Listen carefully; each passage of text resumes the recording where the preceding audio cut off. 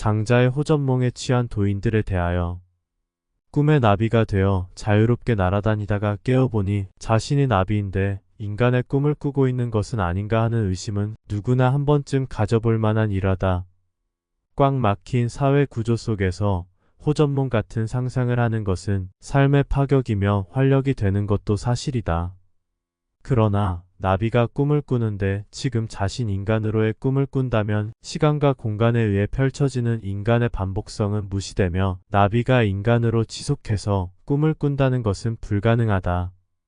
인간도 동물로의 꿈을 지속해서 반복하여 꾸는 것이 불가능하다. 하물며 나비가 어떻게 그런 능력을 갖출 수 있을 것인가? 지금 막 나비가 자기 얘기하는 줄 아는지 창밖에서 날아간다. 나비라고 하는 곤충은 상징성이 있다. 알에서 애벌레를 거쳐 번데기를 지나 나비로 완전 변태하는 곤충이다. 조류나 파충류처럼 병아리가 알을 깨고 나오는 과정도 극적이기는 하지만 번데기 과정을 지나는 나비의 경우 더 극적인 반전이 있다. 바닥을 기어 다니다가 어느 날엔가 나풀거리는 모습으로 하늘을 날고 있다. 즉 자신의 한계를 뛰어넘으며 자유로운 날갯짓에 이르기까지 새로운 탄생과 재창조의 의미를 지니기도 한다. 오늘날 이런 상징성을 역이용하는 검은 무리도 있지만 세상에는 공짜가 없으며 자신의 인생은 자신이 소중히 간직해야 한다. 한 번의 잘못된 선택은 평생을 절망하게 한다. 아무튼 실제로 나비인 듯 뒤바뀐 견해로 살아가는 도인들이 있다. 그들은 거꾸로 된 견해를 깨침으로 착각하여 일반인은 알지 못할 궤변을 그럴듯하게 늘어놓곤 한다. 비유하자면 험준한 산의 계곡 사이로 물이 흐르는데 계곡을 흐르는 물에 심취하여 커다란 산을 보지 못하는 것과도 같다. 즉 산이라고 하는 존재를 집중하여 보지 못하고 뒤바뀌어 산 계곡을 흘러내리는 물에 집중함으로 산이라고 하는 존재를 알 수 없게 되는 것과 같다. 또한 이들 도인은 무의자연을 내세우며 바위와도 같아지는 무심함을 내세우기도 한다. 이치적으로는 그 상태 그 현상에 대하여 공감은 간다. 유유자적하며 있는 그대로의 상태는 허물이 없다.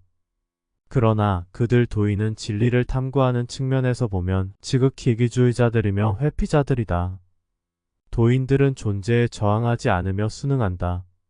자연과 하나가 되며 불교적으로 보면 불성으로 가득하다. 한마디로 불성까지가 그들의 깨침의 목적지이다. 각자가 본 바 그대로 견해를 밝히는 것은 자유이다. 그러나 존재에 착 달라붙어서 큰 깨침이라도 얻은 듯 알지 못할 자신만의 언어를 쓰며 세상을 다 가진 듯 만족해서 너스레를 떠는 모습을 보면 안타까운 생각이 드는 것도 사실이다. 과연 도인의 도력으로 견고한 인가와 윤회를 부술 수 있겠는가? 아니, 도인들은 인가와 윤회를 부수려는 자들이 아니고 이미 인가와 윤회와 한 몸을 이루었기에 벗어날 이유도 없다. 존재란 분리해서 보아야 정확하게 보이는데 분리되지 않고 오히려 존재와 한 몸을 이루니 존재란 드러날 수 없으며 존재에 대하여 아무것도 모르게 되는 것이다. 비유하자면 다양한 색상들을 분리하여 보아야 무엇을 그린 그림이며 화가가 의도한 바를 정확히 알 수 있는데 도인은 색상을 구분하는 데는 의미를 두지 않고 잘 그린 그림이며 아름다운 그림이라고 감탄만 하는 것과 같다. 도가 사상이나 다양한 종교를 헐뜯는 것은 아니며 2000년 넘은 다양한 종교와 사상들은 참고하여 알았으면 이제는 그런 사상들의 한계에서 당당히 벗어날 때도 되었다. 그렇다고 하여 자본주의나 공산주의 등 사상을 추종하라는 말이 아니며 방법과 형식과 기법만 다를 뿐 이 두 사상은 모두 같다. 거짓 선동에 넘어가는 것은 항상 인류다.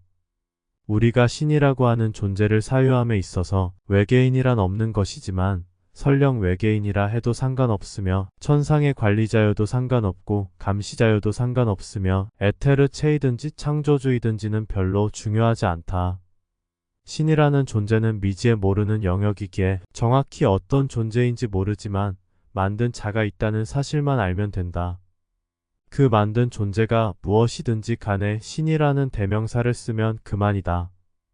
무신론자는 신이란 없는 것이기에 존재의 순환 원리도 없으며 자연 발생적인 우연이라고 하며 일회성 인생을 살아간다고 생각한다. 도인들 또한 이런 점에서 무신론자에 가깝다.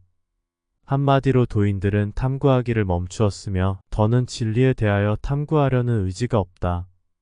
마치 뒷동산의 큰 바위가 되어버렸다.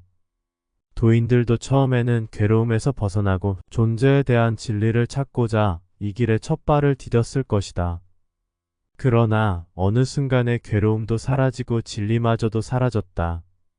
이것은 도인의 경지가 그만큼 그윽하고 안락하기 때문인데 이것이 존재의 함정임을 그들은 꿈엔들 모른다.